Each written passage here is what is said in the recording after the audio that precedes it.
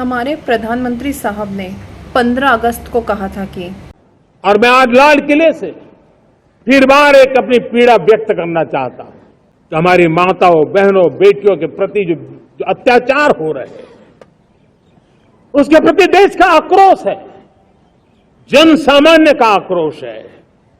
इस आक्रोश को मैं महसूस कर रहा हूं।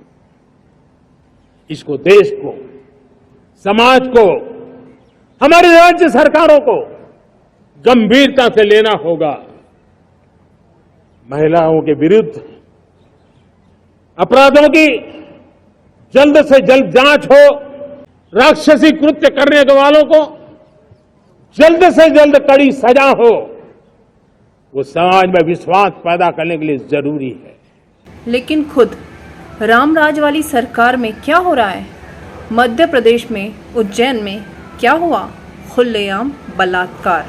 माताओं, बहनों, बेटियों का सामर्थ्य बढ़ाने के साथ साथ उनकी सुरक्षा भी देश की प्राथमिकता है।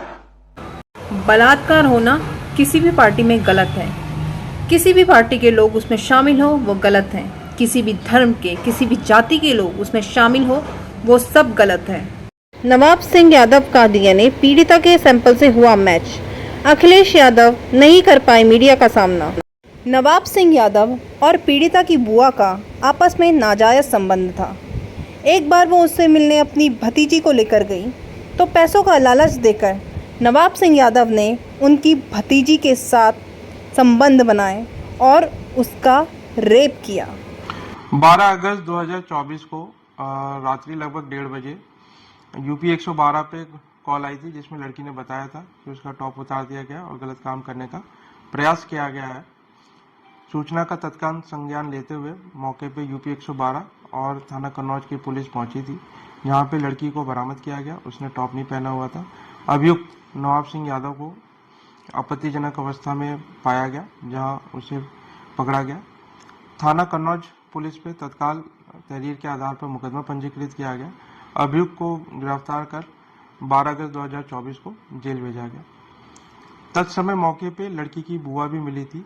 शुरुआत में वो विवेचना में सहयोग करी थी, मुकदमा भी लिखाने आए थे। जब लड़की का मेडिकल एग्जामिनेशन के लिए हॉस्पिटल ले जाया गया था तो वहाँ पे ये विघ्न डालने लगे, असहयोग करने लगे।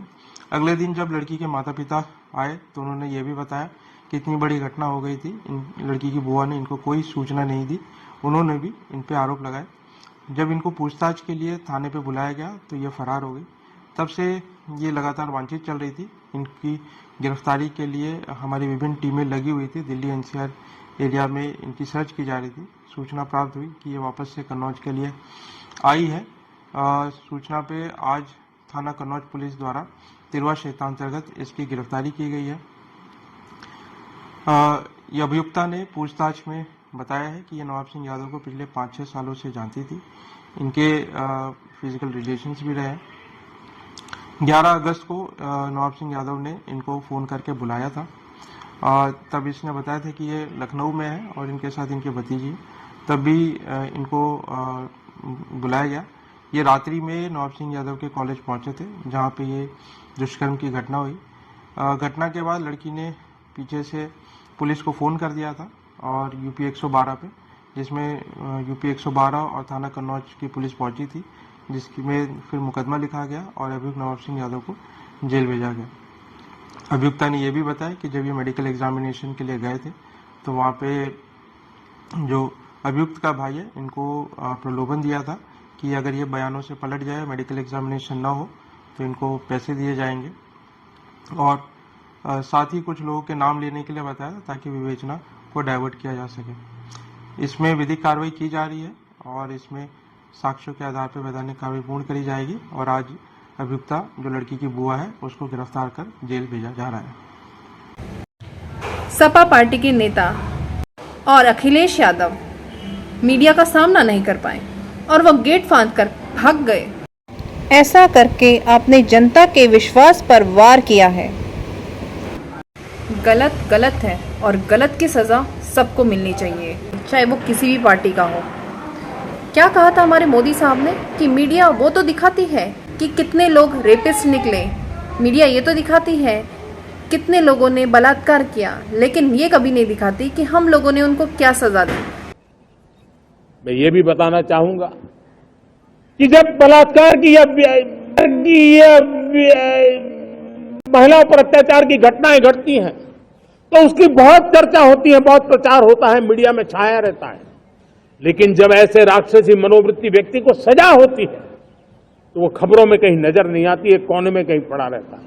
अब समय की मांग है कि जिनको सजा होती है उसकी व्यापक चर्चा हो, ताकि ऐसा पाप करने वालों को भी डर पैदा हो कि ये पाप करने की हालत ये होती है कि फांसी पर लटकना पड़ता है। आपको बता दें बीएचयू छात्रा के गैंगरेप से 2 आरोपी रिहा हुए हैं। हाईकोर्ट से जमानत के बाद आरोपी रिहा हुए हैं। आरोपियों का घर पर माला पहनाकर स्वागत किया गया है। हाईकोर्ट ने 2 आरोपियों की सशर्त जमानत दी है। बिल्कुल, आप लोगों ने वही सजा दी जैसे बीएचयू में आपकी ही पार्टी के आईटी सेल वाले पकड़े गए थे बलात्कार में, उनको जमानत मिल गई। सजा के नाम पर जमानत मिलती है, जैसे आसाराम बापू को, राम रहीम को,